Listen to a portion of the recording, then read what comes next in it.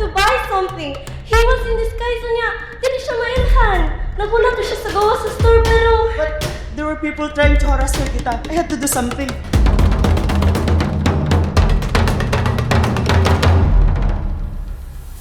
Anasya karon sa pulang lango. Pulang lango? Pwede ko mabisita ni Mama? Ah, dili pa sa pagkakaroon, Lucas. Magulat itag mensahe ni Mama nimo baso sa mga musunod nga adlaw.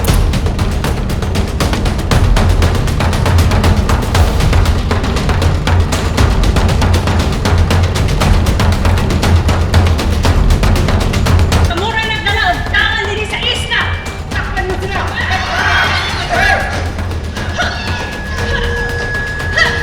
Kinahanglan nimo iikya si Lucas aron dili siya maangin. Di ba mas maayong nasa dyan mo? Kinahanglan na kapantayan ang sentimo sa pulang langop.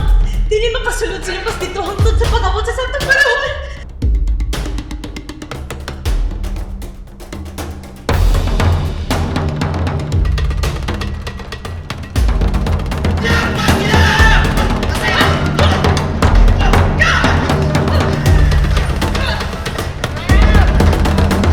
Pero nasa itaw nga sa dili mo mamatay sa kamot sa diliwakwak. Si Mateo may dugong wakwak ang wala mo unsa sa dili. At sa imong mga kamot na namatay kini.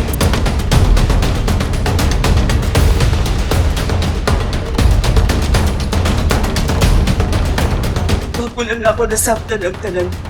Pantilip isot sabton. Kaya ako sa kawakwak.